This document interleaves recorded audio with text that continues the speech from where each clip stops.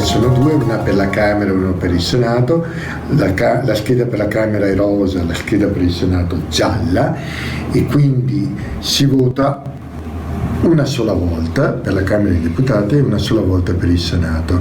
Mettendo una X sul simbolo di partito, come si può vedere nell'immagine, io voto contemporaneamente per due deputati o per due senatori, visto che il meccanismo di elezione per la Camera e per il Senato è identico.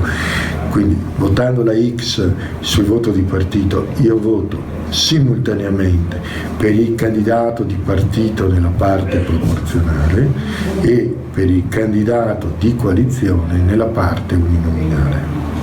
Quindi, in sostanza, pago uno, prendo due. Con un voto, due parlamentari, due deputati o due senatori. Facendo questo voto nella parte uninominale vince chi ha un voto in più nel collegio uninominale. I collegi uninominali sono circa di 250.000 persone alla Camera, 500-550.000 persone al Senato, quindi un voto in più vince, che significa che per vincere bisogna avere il 30-35% dei voti, 100 diviso 3, insomma, no? Quindi grosso modo un 1% in più o un voto in più vince. Nella parte proporzionale passano i candidati iscritti vicino al partito. I candidati iscritti nella scheda elettorale sono da un minimo di 2 a un massimo di 4, sono bloccati e quindi passano nella parte proporzionale nell'ordine in cui sono elencati, o il primo, il secondo, il terzo o il quarto a seconda.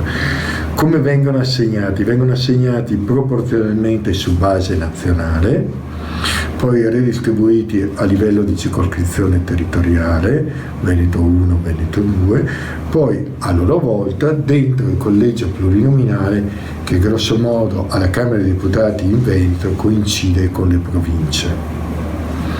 Esempio, provincia di Padova 6 deputati eletti nella parte proporzionale, 3 deputati eletti nella parte maggioritaria, 9.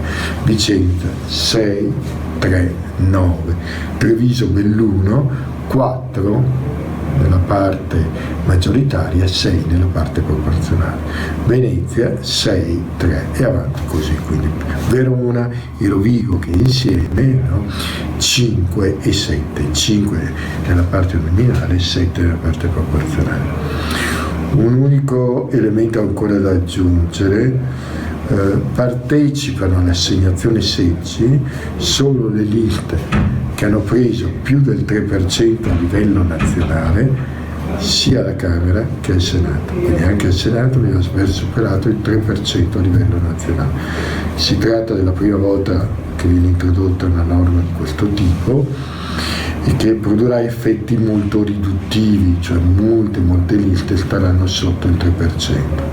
Grosso modo si stima che solo 6 o 7 partiti riusciranno a superare l'asticella del 3%. Ultima osservazione: vi è la possibilità di fare la X anche nel nome del candidato uninominale, però attenzione, in quel caso il mio voto serve a eleggere il candidato nel collegio uninominale e poi viene distribuito proporzionalmente ai partiti della coalizione sulla base delle X dei voti presi da ogni partito della coalizione in questa parte di collegio.